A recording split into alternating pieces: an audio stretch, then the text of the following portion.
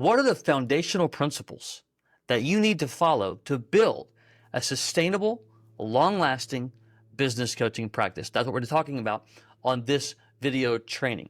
Now, I'm going to give you several different things to consider, 6 pillars actually, that not only are foundational when you're beginning your business coaching practice, but if you're a year in, you're 5 years in, you're 10 years in, these are the focal points. They're not just foundations. They are focal points about helping you not just grow, but to sustain your business coaching practice, okay? It's really important because number one, we don't want to just be all over the place. It's really important that we're not over the place. We follow a plan. We have strategy behind what we're doing. We interact correctly because that's the stuff that matters. Now, if you're like a lot of entrepreneurs though, we suffer from one big thing. What is that? The shiny object syndrome.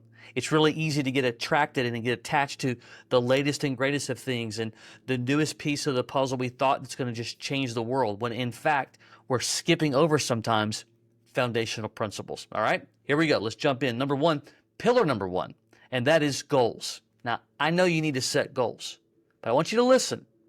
When it comes to goals, there's really three numbers that you need to pay attention to that influence just about every single thing that we do, okay? Number one is your financial goal. Everybody's needs and desires as a business coach is very different from the next. Some guys need to be able to earn, 200 grand, 300 grand. Others are in a position where it's not just about the money only. Purpose is just as much a part of it. They've been very blessed financially, but they need to be compensated for their time. But they're not only need to bring in, $4,000 or $5,000 a month. All right, so it's very different. But that number by itself is going to be influential. I'll explain why in just a moment. So one, the financial goals of what you're looking to earn. The next is, what am I going to charge? The average coach charges around $2 grand per month for one-on-one coaching. Okay, now experienced coaches charge between 3 and 5. We've got several guys on our team, on our business coach mastery team, that get close to and right around the $10,000 a month level, oftentimes for more fractional style work. Okay, but you need to make a decision. So for math, let's just say the average, $2,000 a month. Well, if you had 5 clients, you're charging $2 grand. Well, that's 120 grand a year, right? Well, the guy who's needing to earn 120 grand versus the individual who needs to earn 250,000, it's going to shift the types of activities that we're going to engage in, that we're going to discuss. And it doesn't mean that you're not going to change or shift or modify.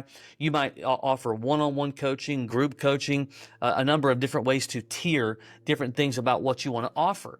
But at the end of the day, understanding your financial goals is going to influence how you should be building your business coaching practice. So that's pillar number one. What is my financial goal? Okay. Pillar number two is that we want to constantly connect with others in building our business coaching practice. We should have a desire. I don't care if you're brand new at this. I don't care if it's 10 years into it. Life changes, things come up. You should always expand your network. And you never know the next individual, how they could be influential in your business, both in finding new leads, finding new prospects, or even working with certain clients. We have a number of coaches on our team who collaborate with other coaches, especially the ones that work in different areas and different industries. There's a multitude of ways that you might be able to build your business coaching practice. But if you're not connecting, if you're not legitimately building authenticity with relationships that matter to you, that in a number of different ways, then it's a lot more difficult for God to bless your coaching business when you are being a recluse, when you are constantly just sitting in your office, when you're constantly whiteboarding and planning. Sure, we need to make plans, but the meat of your existence as a strategist, as a coach, is only going to happen when you're solving problems with those that you're interacting with.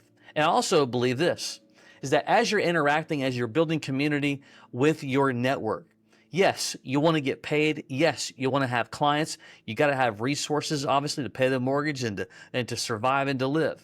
But I believe that used correctly, God can usually influentially just with your network in solving all kinds of problems. And it also helps you because people talk about that.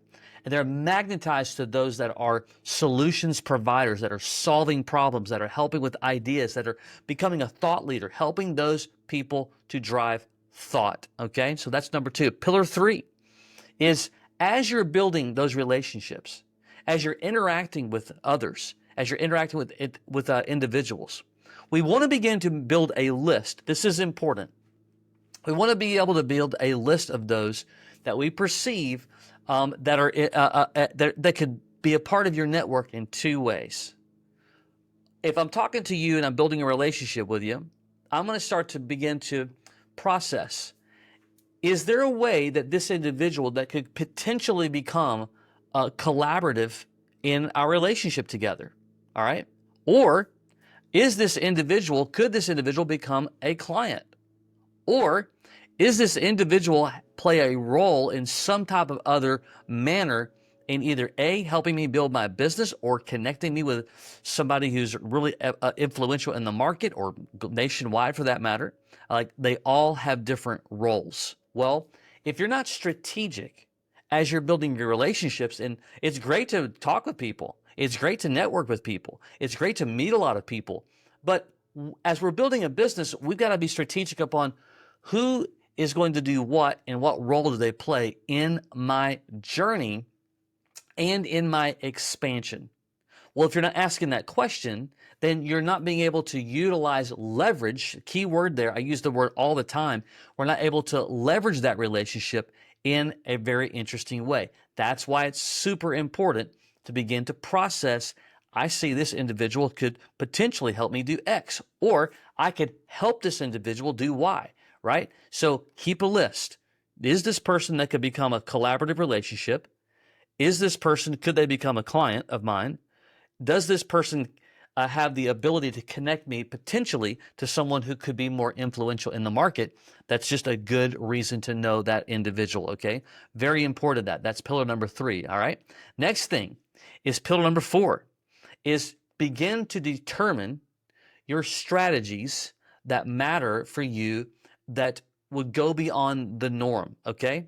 Meaning, there's a lot of different ways to build your business coaching practice.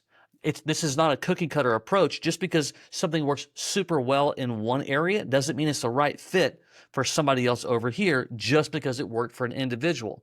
That's the reason why you want to pay attention that, should I do workshops? Should I go to networking events? Should I use my sphere of influence? But what becomes my thing that really is where I can sink my feet in? And for some people, they may not even discover that additional layer of opportunities of advancement for 6 months, a year, year and a half, just because sometimes you don't know what you don't know until you know.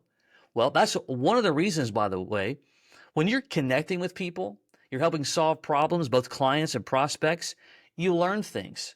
You learn about their industries. You learn about their patterns. You're expanding your own knowledge base. In those conversations, sometimes you could have your own aha moment to go, wait a minute, this could be something for me. Could be becoming a really cool thing. Could become your main thing. Who knows? But you want to begin to determine, here's my foundational strategies of building my business, but here's some other areas that I'm going to use to potentially test. And the reason why you make a differentiation is that you don't want to get sidetracked from what you know actually works. Okay? So if it's working, awesome. But are there other areas that I should pay attention to that I've ignored? I've not paid, whatever. Because, sometimes not everything lasts forever. Or you might unlock a key combination of something that you tested, but it's not going to happen if you're not paying attention to it, okay? So you want to determine what other strategies do I need to pay attention to that I need to activate inside my business. Pillar 5 is actively engaging with prospects to show them how you can create profitability. Okay, now inside our business coaching community that we call Business Coach Mastery, we utilize an assessment tool that shows a business owner how, with their numbers, their top line revenues, their gross, their net margins, we can walk them through a very cool process, super interactive, very visual. But what we're doing is we're helping them to recognize how they can gain traction and to gain profitability for their business. All right. Now, this is different than what we used to do back in the day where, we would do the typical sales jargon and show them, a few slides on the importance of having a consultative voice inside their business helping them. While that's fine and good, that's not about the business. That's about the coach. We want to turn that around. And if you really want to get traction and to grow your business coaching practice, you really need to be able to have some kind of tool, have some kind of process, some kind of apparatus that shows how you can help the business grow. That's the key element. Lots of different ways to do that. Again, we use high-profile software in our community, but you need some type of strategy. All right. So prayerfully, that's pillar number 5, by the way. As we're walking through the pillars, you can see we're building relationships. We're figuring out who is a potential collaborative contact in our network, who could become a potential client in our network. What strategies should I be using to develop my business? All of that, though, leads to eventually making an invitation to a prospect, a business owner, to help them see why and how profitability can exist in a great way with simplicity. That's the tool that you need to be able to be, okay?